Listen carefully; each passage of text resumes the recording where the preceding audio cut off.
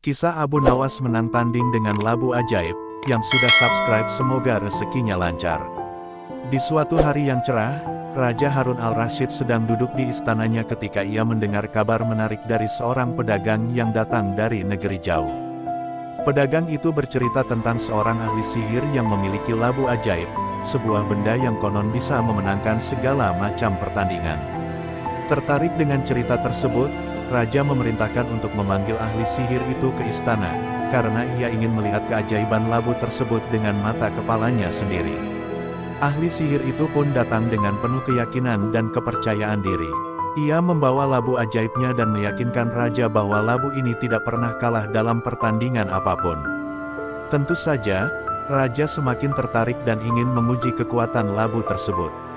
Ia memikirkan siapa yang bisa diadu dengan ahli sihir itu.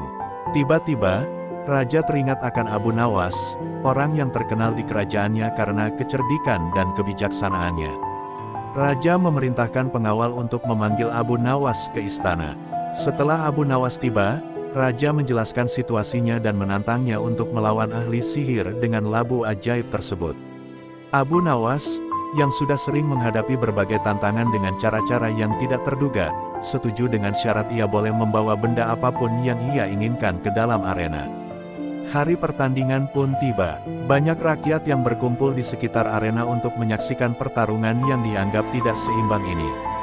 Mereka berpikir, bagaimana mungkin Abu Nawas, seorang yang hanya mengandalkan kecerdikan, bisa mengalahkan ahli sihir dengan labu ajaibnya.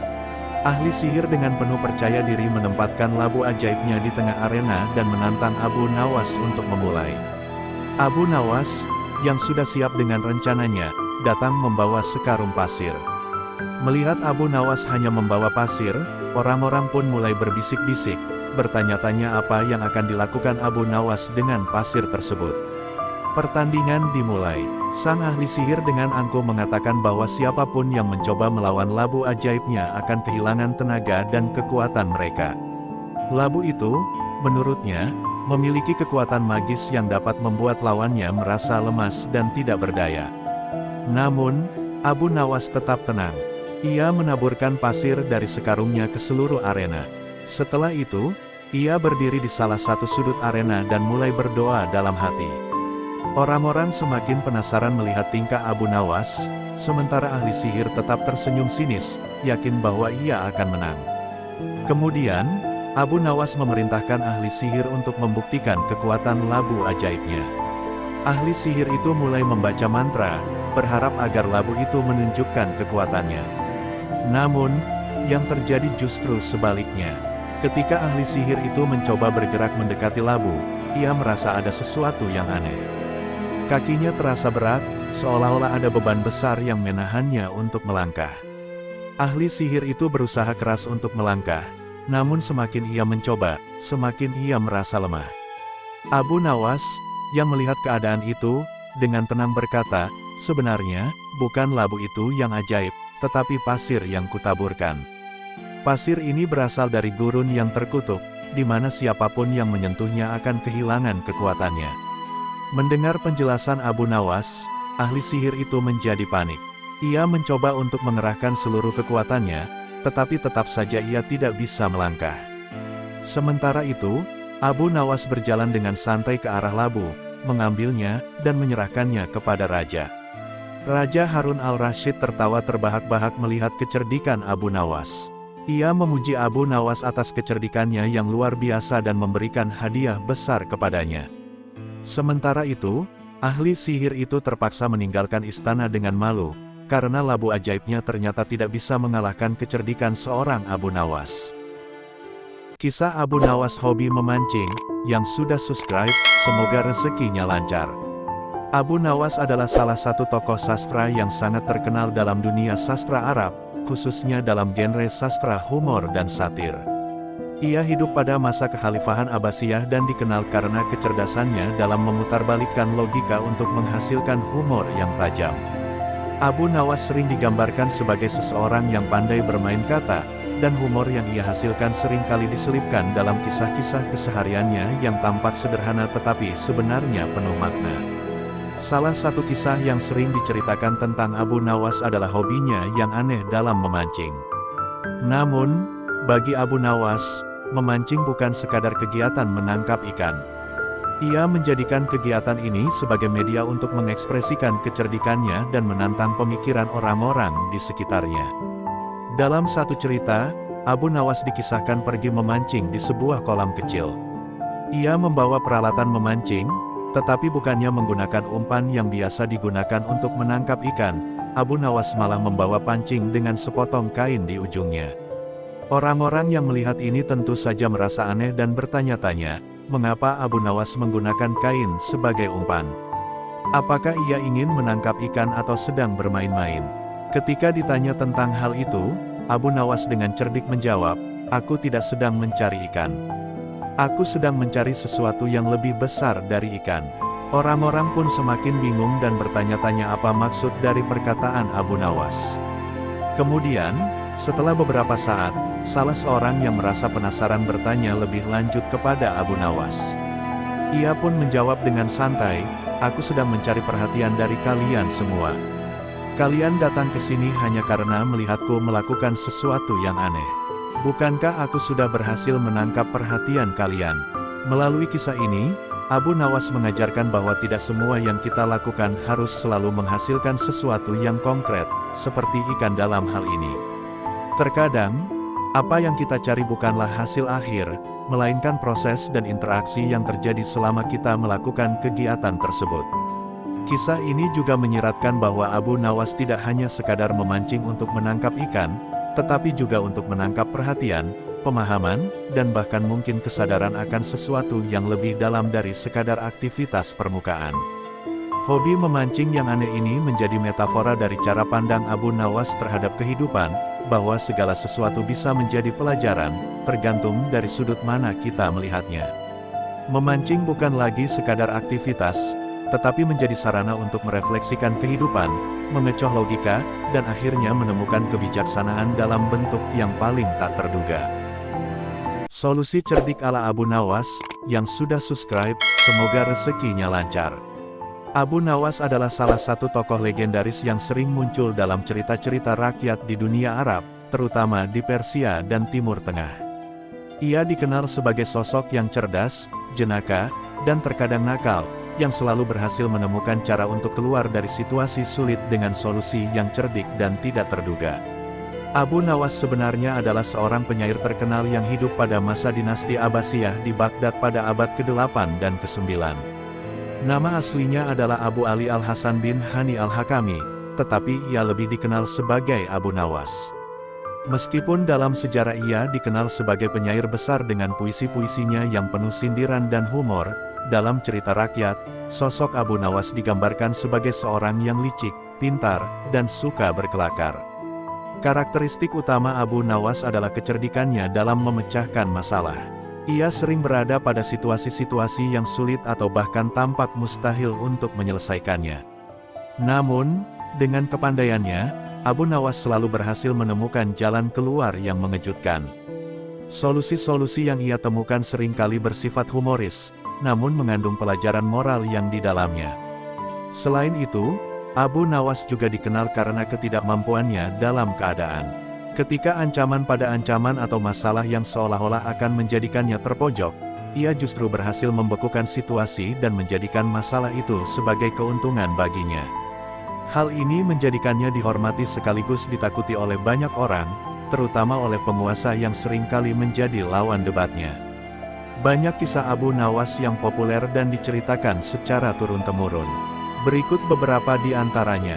Dalam salah satu cerita, Abu Nawas diminta oleh Raja Harun al-Rasyid untuk membawa sesuatu yang tidak mungkin, seperti sesuatu yang bukan manusia, bukan jin, bukan hewan, dan bukan tumbuhan.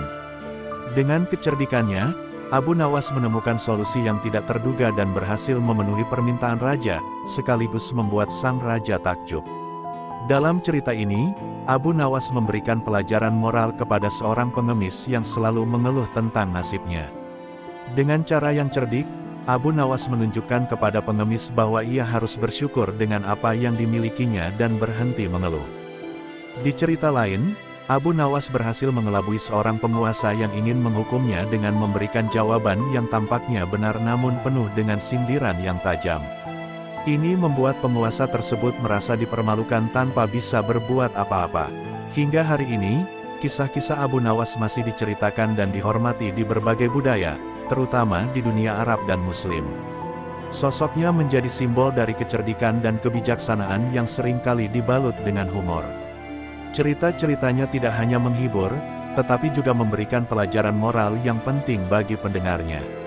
Kisah-kisah Abu Nawas juga mengajarkan pentingnya menggunakan akal sehat dan kecerdikan dalam menghadapi tantangan hidup, serta bagaimana humor dan kelicikan dapat menjadi senjata yang ampuh dalam berinteraksi dengan orang lain, termasuk dengan mereka yang memiliki kekuasaan. Kisah Abu Nawas memancing di laut, yang sudah subscribe, semoga rezekinya lancar. Pada suatu hari yang cerah, Abu Nawas memutuskan untuk pergi memancing di laut. Dia membawa peralatan memancingnya dan berjalan menuju pantai. Sesampainya di sana, Abu Nawas menaiki perahunya yang sederhana dan mulai mendayung ke tengah laut. Dengan penuh semangat, dia melemparkan kailnya ke dalam air dan menunggu ikan-ikan menggigit umpannya. Namun, setelah menunggu cukup lama, Abu Nawas hanya berhasil menangkap ikan-ikan kecil.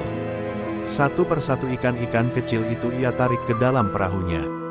Meski jumlahnya banyak, ukuran ikan-ikan itu terlalu kecil untuk dianggap sebagai tangkapan yang memuaskan. Abu Nawas merasa kecewa, tetapi ia terus memancing dengan harapan bisa mendapatkan ikan yang lebih besar. Seiring berjalannya waktu, matahari mulai naik tinggi dan Abu Nawas merasa lelah. Dia melihat hasil tangkapannya yang hanya berisi ikan-ikan kecil. Ia berpikir, jika aku membawa pulang ikan-ikan ini, aku pasti akan diejek oleh orang-orang di desa. Mereka akan berkata bahwa aku tidak becus memancing. Dengan perasaan kecewa, Abu Nawas merenung sejenak. Namun, seperti biasanya, kecerdikan Abu Nawas muncul saat ia berada dalam kesulitan.